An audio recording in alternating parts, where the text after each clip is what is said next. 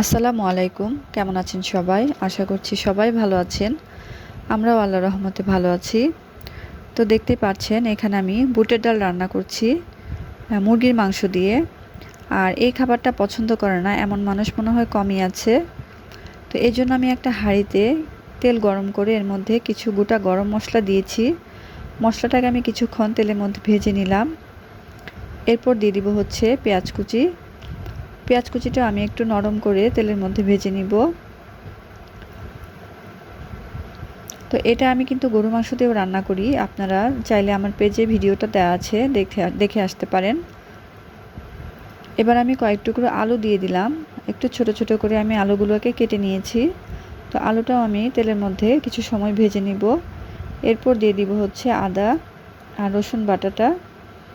আদা রসুন বাটা কিছুক্ষণের জন্য তেলের মধ্যে ভাজতে হবে যাতে এর কাঁচা ভাবটা না থাকে।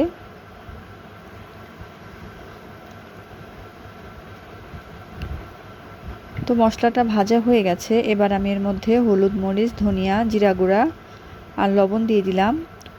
আর আপনারা চেষ্টা করবেন এটাতে ভাজা জিরার গুঁড়া দেওয়ার জন্য, তাহলে এটার সেন্টটা খুব ভালো আসে।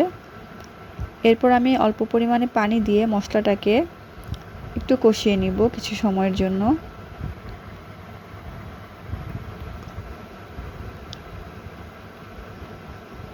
তো মশলাটা কষানো হয়ে গেছে। এবার আমি এর মধ্যে কেটে রাখা মুরগির মাংসটা দিয়ে দিব।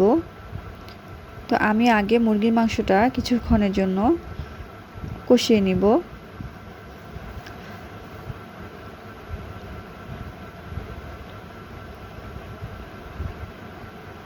আসলে বুটের ডালটা যেভাবে রান্না করেন না কেন সবভাবে আসলে খেতে ভালো লাগে, আর মাংসের সাথে তো একটু বেশি ভালো লাগে।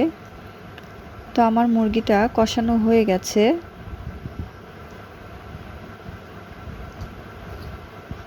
এবার আমি এখানে বুটের ডালটা দিয়ে দিব। আর এই ডালটা আমি 2-3 ঘন্টা আগে ভিজিয়ে রেখেছিলাম। আর অনেকে এটা ভাপ দিয়ে নেয়, মানে সেদ্ধ করে। তো আমি এটাকে আর সেদ্ধ না করে এভাবেই দিয়ে দিলাম কাঁচা অবস্থাতেই। তো আমি বুটের ডালটা একটু কষিয়ে নিব কিছু সময়ের জন্য। আর এখানে আমি 2-3টা কাঁচামরিচ দিয়ে দিলাম। এবার আমি কিছুক্ষণের জন্য এটাকে ঢেকে দিব।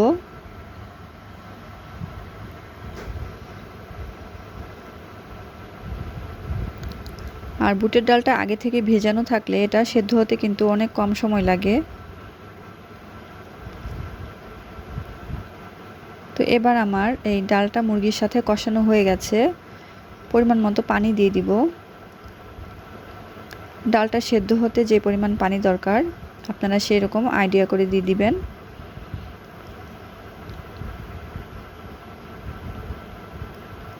এবার আমি ঢাকনা দিয়ে ঢেকে বলক আসা পর্যন্ত অপেক্ষা করব।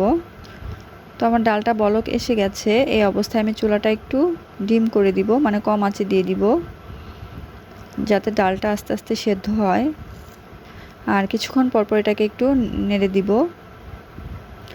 আর এই পর্যায়ে আমি এখানে গরম মশলার গুঁড়া আর হচ্ছে একটু ভাজা জিরার গুঁড়া দিয়ে দিলাম।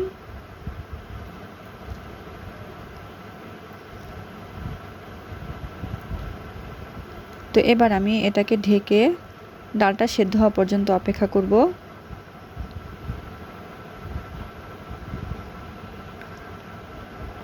তো দেখতেই পাচ্ছেন ডালটা কিন্তু অনেকটাই সেদ্ধ হয়ে গেছে। তো এ পর্যায়ে আমি চুলাটা বন্ধ করে দিব।